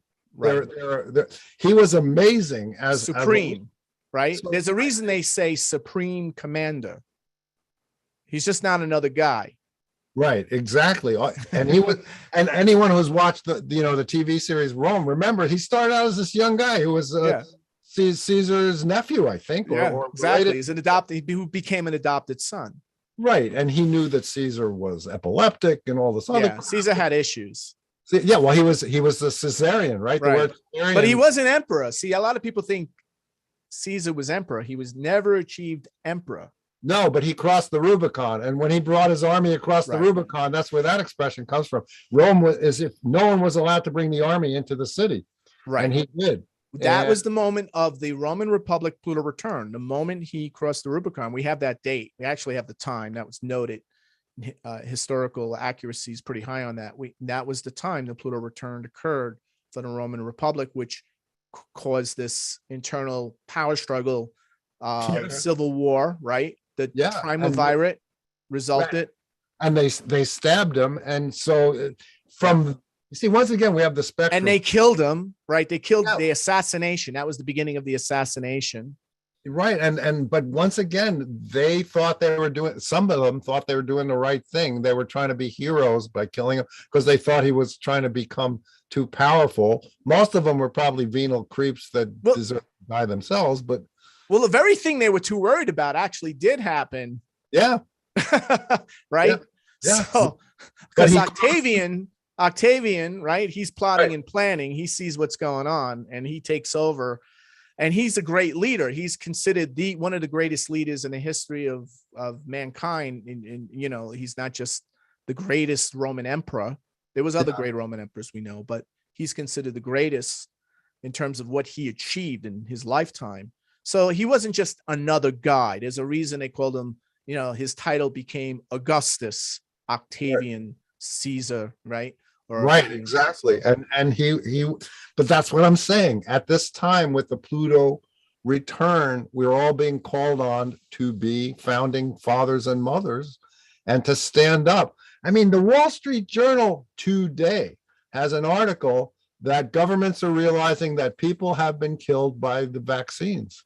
I mean, I looked at it, I was like, is this the Babylon Bee? Yeah, right. But there's going to be more data coming forward. They're just tipping the iceberg. So they have plausible deniability to say we're not just some piece of CIA propaganda. Right. Well, but I'm bringing it up because you were always talking about disturbing revelations after the fact. Right. Yeah. Yeah. I mean, absolutely. but I just saw it today. I was like, no, this can't be. Right. But we're going to hear more. We're going to hear more. And there are natural remedies that are going, all these horrible things exist to impel us to be the best person we can be and to rise above this crap. Unfortunately, sometimes these negative experiences are the rabbit that we chase as greyhounds. We have to rise to the occasion and be the best person we can be, or else we can just roll over and let people, stop. Pluto does not allow you to take a middle position. That's something that has to be stated. You have to take a stand. Exactly. Pluto is extremes, the eagle and the snake. Think of the symbol for Mexico, the eagle and the snake on the cactus. Mm-hmm. You got to take a stand. Which side are you on, boy? It used to be a song that they sang during the Depression. Right. When they wanted the workers of the world to unite, except the poor truck drivers, when they drew that, now they're trying to stop them. Right. It's crazy. The truck drivers, what's going to happen? Someone posted before Atlas Shrugged.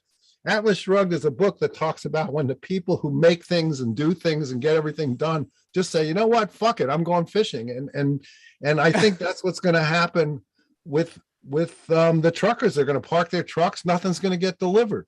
Everything you're looking at, everything you're in your house was delivered by a truck. And so for people to talk about the truckers like they're not great, amazing people who worked during the pandemic when everybody else was afraid to go to the toilet, let alone go out of the house, that's the cognitive dissonance that you're always talking about. People are not thinking logically now because they're terrified.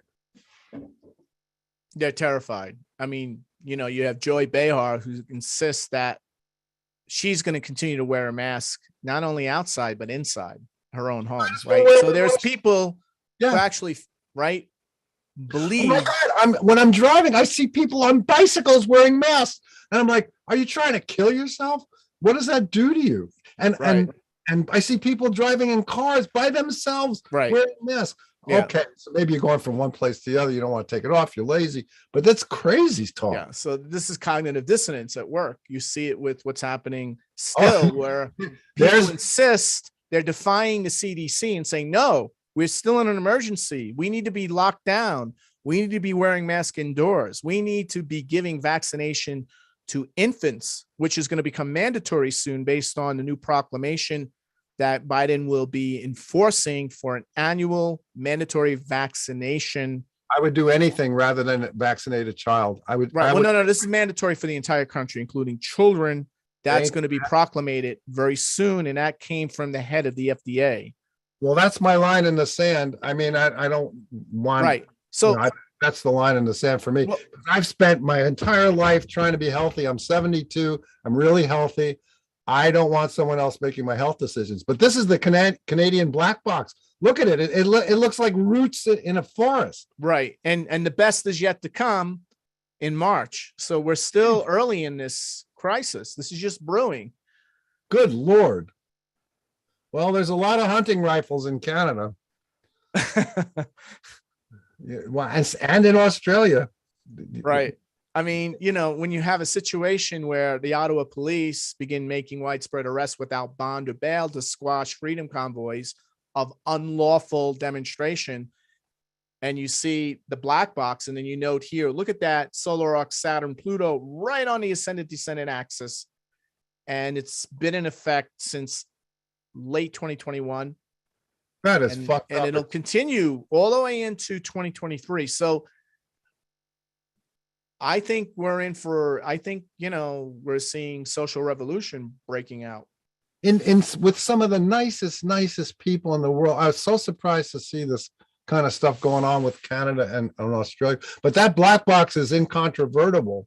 Yeah. And for people that don't know what this is William has very sophisticated computers software, and it takes everything into account, every astrological thing into account. Everything, over 720 with this particular black box. So even a team of astrologers, right, it goes way beyond what any one human or group of human minds can do Yeah. in And terms so of assessing.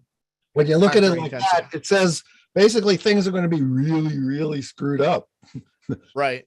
So that's why this is just like a canary in the coal mine of what's going to happen on a global scale. That's why I say the pitchforks are coming out this year.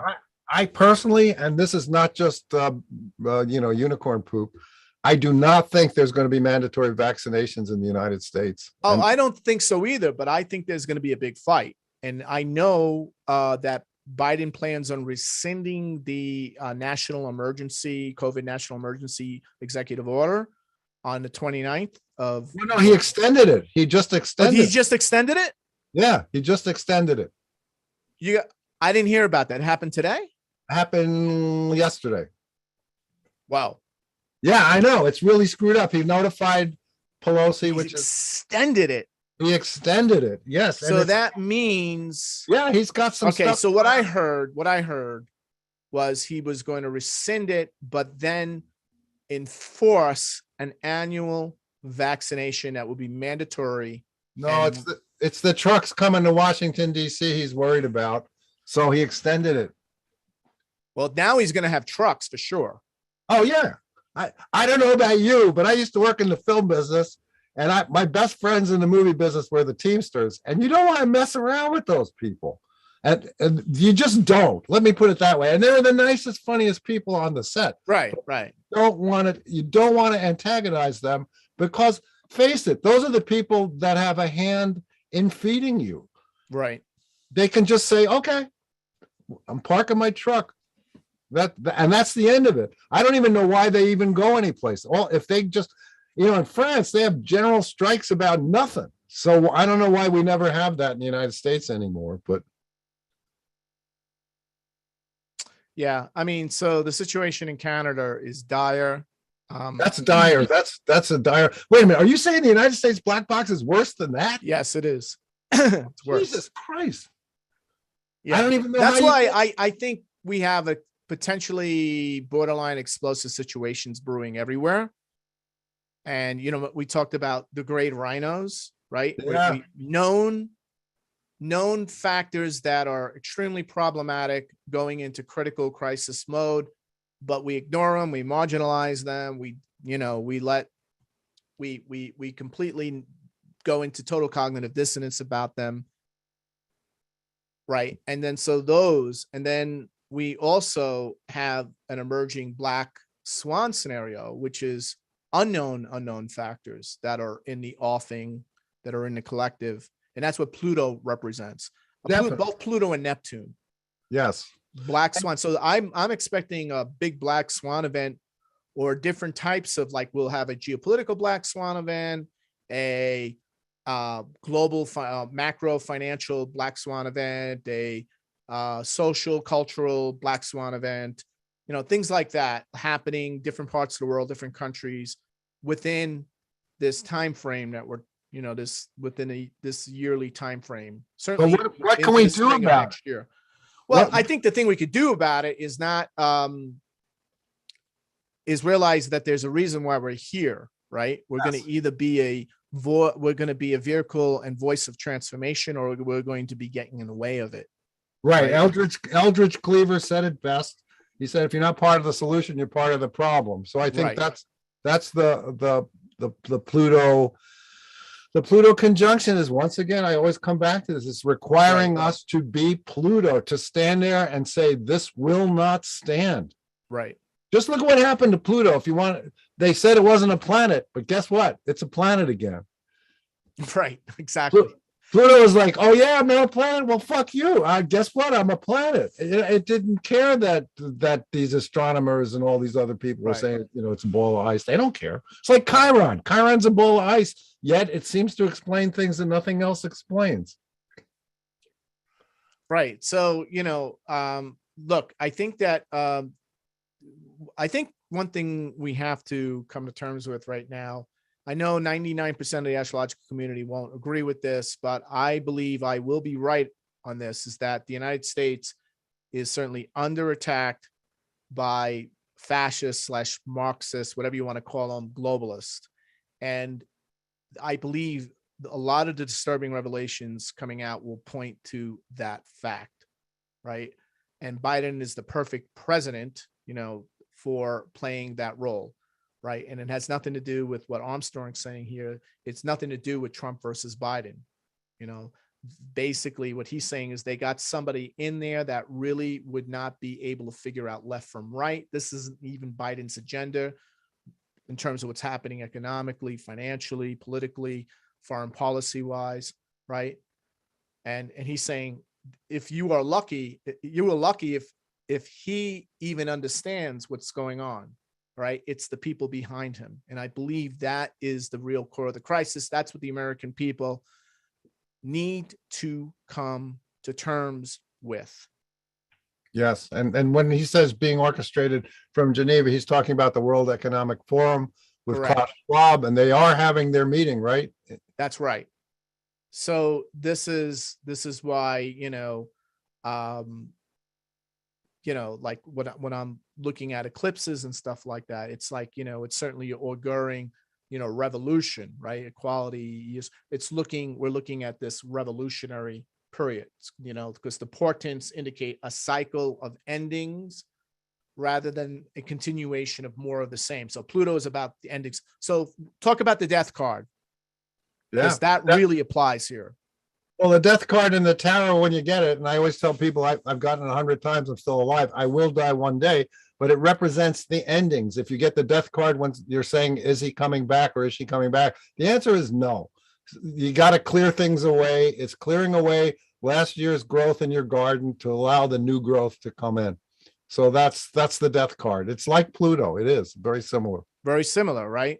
So I think that we need to realize we're going through this collective death, this dark night of the soul, this psycho-spiritual death, rebirth. There is going to be a rebirth. There will be a renaissance to follow, but we need to do the hard work, and we need to take a stand, and we need to, I just think the days of butterfly, unicorns, and rainbows in the that's dominated the metaphysical milieu and culture is going to go through its own death rebirth process. I believe, I believe that's part of what's happening here. And so the other thing too is we have to just come to terms with that. All of these different culture wars, class wars, currency wars, technology wars raging across the world are all things that are symptomatic of an old world order that's dying. Yeah. And that's another thing. So I think it's a time of taking action too. Like if the world order is dying and something new is emerging at the same time, then what can we do about that? How can we be proactive? Though, when you're in a crisis, especially if it's a spiritual crisis, the best thing you can do, the most spiritual thing you can do, is to be proactive. Yeah, I agree. And Churchill said it, if you're going through hell, keep going. And I think people can't say, I'm not going to vote because, Trump says the election was stolen, and maybe it was stolen, but that doesn't mean you got to stop. It means you got to work as hard as you can to make sure things get better. It always comes back to, we are all being required to be Plutonic changers, agents of change. We're all, because Pluto also rules secret agents. So Right. we're all secret agents of change. Right. So, yeah. So we all have to be agents of transformation. Right. So in the sense of, right. And so look, that's why I was saying, what is revolution, right? What is really revolution? That's one of the things. And we are in a revolution, a social revolution, where the popular uprising that transforms an existing socioeconomic and political order. So that is similar to what we saw in a 60s counterculture revolution. Yeah. So it's going to be very different, but similar.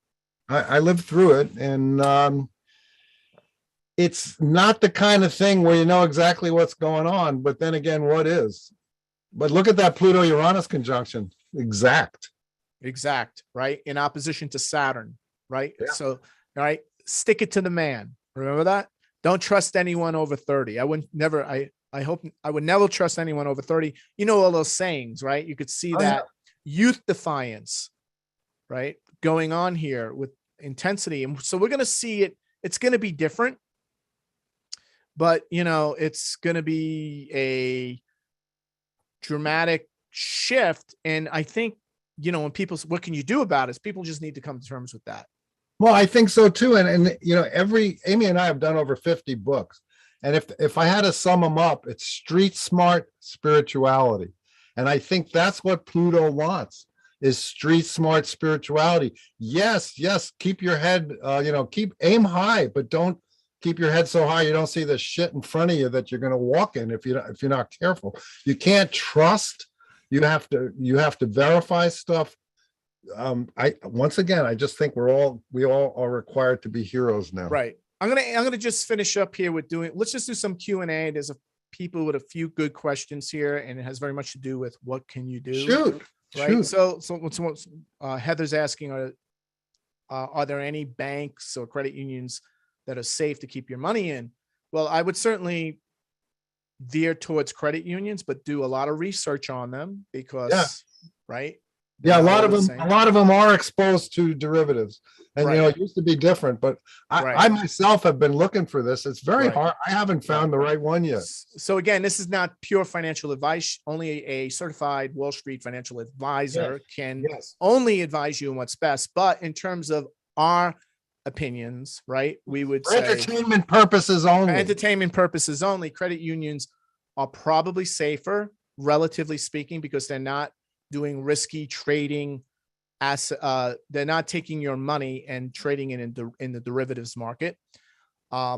However, I think the issue is not so much to do with where your money is. Is the money itself safe? And the US dollar is no longer safe. So you're losing what? I would say you're probably losing about 20% a month in purchasing power. A lot of people don't understand inflation. That's a big frustrating thing. People say, well, yeah, I understand inflation. So why do you have your money in cash? Because, right, you lost 20% this month, right? When you look at the real true CPI rate, the way it was calculated. So it's not just, is it a credit union? It's the money itself. It's the dollar. The thing you could count on from 1945 to 2020 is no longer safe. And that's part of the Pluto death, the death of money as we know it, the fiat currency. Next question. William and Monte, you are outstanding for giving us a forecast. You're very welcome. William and Monte, has the worldwide reset stalled, or is it still happening? Or is it going to happen? Oh, you can't stop him. That's the other thing about Pluto. You can't stop it. You just have to deal with it. You can't stop it. No, Tony, we're in the second phase. We're moving into the second phase of the global financial. It's not just a financial, it's a geopolitical, financial, cultural, and social global reset. Right. And people got to remember that, you can't expect a Black Panther in the jungle to not try and kill you. The people that want to do the reset, they want to do it. And they're trying to be heroes too. They're not going to give up.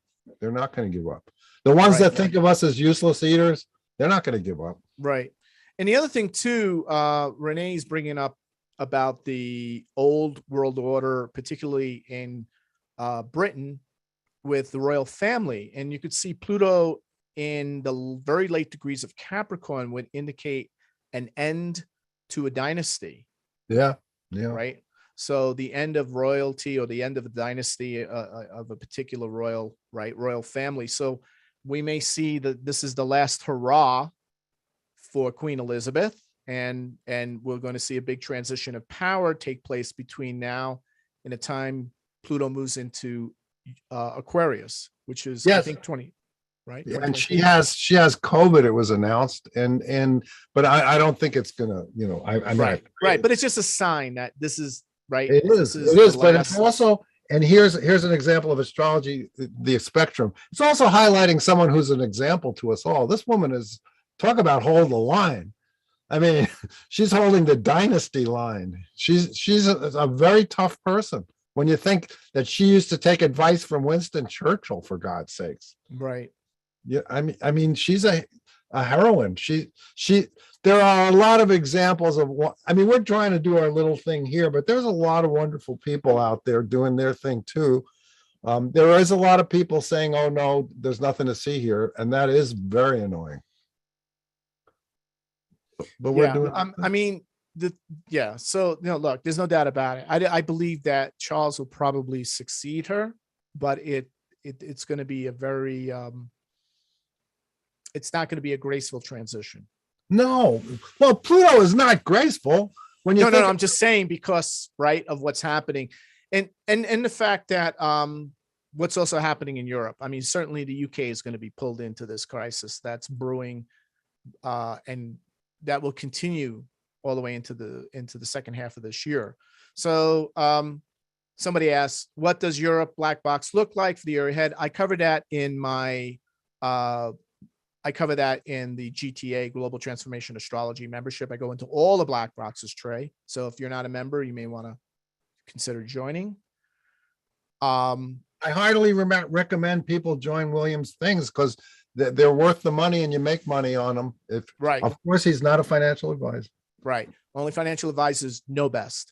Global Outlook 2022 webinar is where I go into all the black boxes for all the major nations with the highest power index.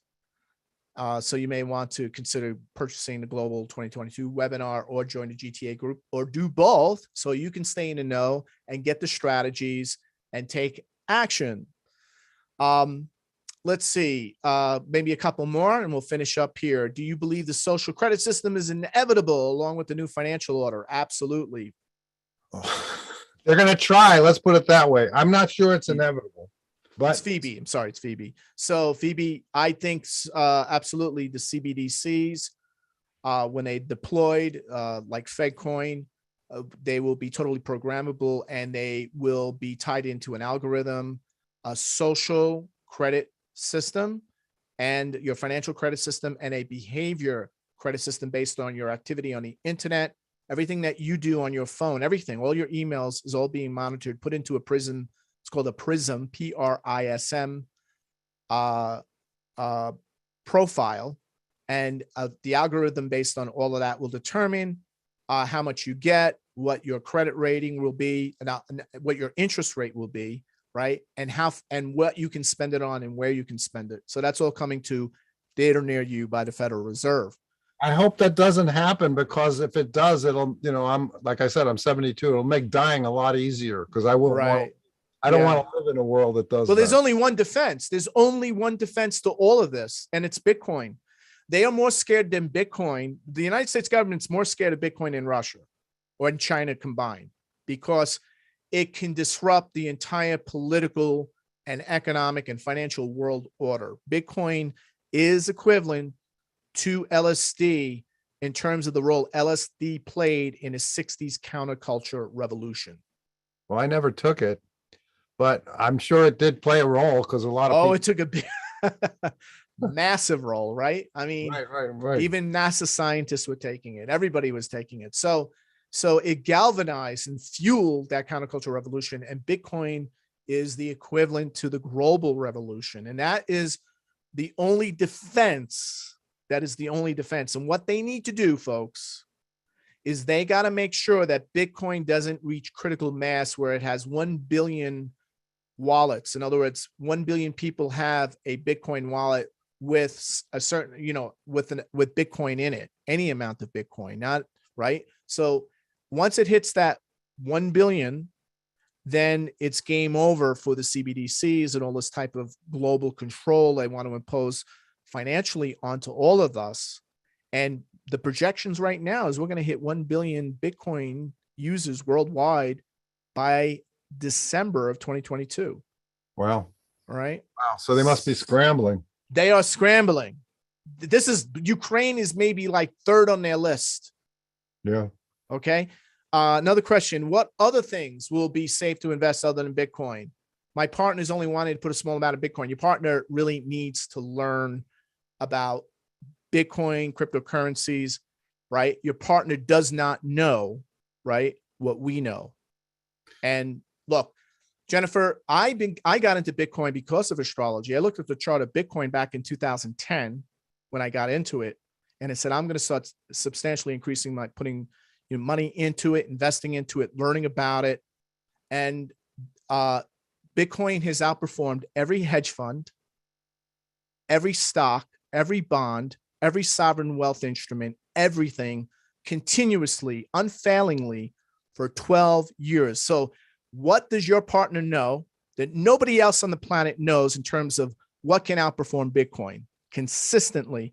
And the qualities of Bitcoin, it puts it into a certain level of, it's unconfiscatable. It's unmanipulable, right? There's so many other, it's digital gold, it's digital property, it's digital energy. Nothing comes close to it. So your partner really needs to get committed to learning about it before making that decision. And I think the best one is to join William's group. It's you learn a lot, and plus he has the archives of all the, he's been doing this a while. So someone says, where should we start? I think that's the place to start, is to join his group. Yeah, I mean, just joining my crypto astrology group, right, Jennifer? You and your partner can watch the videos, keep up to date, get the cutting edge information, and you'll learn a lot. So, so Jennifer's a GTA member. So just join the crypto astrology group. Yeah. If you're going to put thousands upon thousands of dollars at risk, joining the crypto astrology group in terms of crypto is going to be the best investment. And also, I teach a lot of stuff outside of crypto that has to do with investing and the performance of other instruments inside of the crypto group, because everyone keeps saying to me, well, I want to put more money in stocks and a little in this and that. And I go, why would you put more money in stocks when crypto continues to outperform the stock market? Massively outperform it, continuously outperform it. And people really do need to learn from William, because if you were to join through one of the exchanges, you're vulnerable to things like what's going on in Canada. But if you learn how to do it peer-to-peer, you're not vulnerable. Right. So look, the bottom line is, you want a solution, join the crypto astrology group, go through the archives, go through the resources, watch the videos, get caught up on it. You've got about a year's worth of material to get caught up on, but you can get caught up on it and then make that financial decision and pull that trigger in an informed way. So what people can do with Pluto going on, get informed, then take action. Don't extend and pretend anymore. That's good advice. Should we close on that? Yeah, I think we're going to close on that. Okay. Don't extend. Oh, wait, no, one more thing. Heather's saying, but they can't, the government banned Bitcoin. Okay, let's just address this banning Bitcoin, because everyone's saying, no, Bitcoin's over, William. They're banning Bitcoin. All the Bitcoin was confiscated. None of that was true. None of that was true in Canada. None of the Bitcoin was confiscated. They just shut down the sites where those Bitcoin addresses, where people were sending the Bitcoin to, right? They did not confiscate Bitcoin. They cannot shut down Bitcoin. They cannot regulate the Bitcoin. The governments don't have the means, the capability, the technology is right. The way Bitcoin is designed, this is the big issue, right? People think that, okay, I'm not so into Bitcoin now. Look what Canada did, right? None of that's true. That's all propaganda. And people who, so that's one of the things, that we're going to have to address more, because there's a lot of confusion on that subject. And by the way, the crypto astrology group, right? You don't have to understand astrology. I do all the heavy lifting for you. And that's why I do these black boxes and I show, right?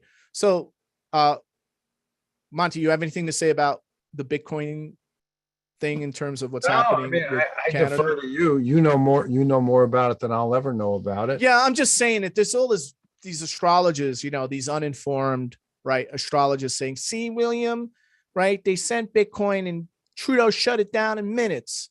No, he did. They know nothing about Bitcoin. These people who make these statements, and they're disinforming everyone else. I know, right? It's true. And the only thing that could shut Bitcoin down is EMP, an electromagnetic pulse. But at that point, we'd all be in the Stone Age. Yeah, but here's the thing. The electromagnetic pulse would not shut down the global internet, right? And right? So the whole internet would not go down. No, just a piece of it. Pieces of it, right? The dark net, right, would still be up. Yeah. So, right. So you can go on the dark web, you can download a browser. The dark net is totally Pluto.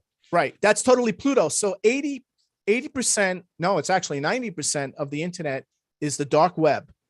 And you can download a browser where you can go on it. You can trade Bitcoin. You can do anything you want. You can go shopping for anything you want, legal and illegal on dark web. Nothing the government can do to stop it, slow it down, right? They really can't do. And it's so if we have an EMP, we're going to see the regular internet go down, but the dark web is designed for a thermonuclear global strike and continue to operate. So that's another thing. That's so Nothing is, and Bitcoin works even better on the dark web. well, that is as Pluto as it gets. Yes. All right. I think we're going to have to wrap this up. We've gone long enough. 2 hours. I can't believe it. Thank you, everybody. I know we had as many as 96 people watching in our studio audience here on Zoom, which is awesome. Yeah, I think we had a really good discussion. We had really good questions. I know a lot of people are giving us good feedback, thanking us, saying it was amazing, very insightful, very scary and insightful and motivating. Just at like the same time. that's life. I mean, really, I mean, I wish I could say everything's going to be great and we can all just sit back and, but it, no, this is not the time to sit back. Pluto says, don't sit back. Don't sit back, right? So we all look forward to seeing you again. I'm sure Monte and I will be back again, probably much sooner than we expected with the upcoming Jupiter-Neptune conjunction. We can certainly meet in April, talk about that and what has transpired since our Pluto talk. Because folks, this Pluto is not one and done. We are now in it. It's going parabolic. So get ready to rumble. Yeah, really. Love it. Thank you. Thank you. Much Take love care. to everybody. Love you. Goodbye, everyone. Thank you. Bye-bye.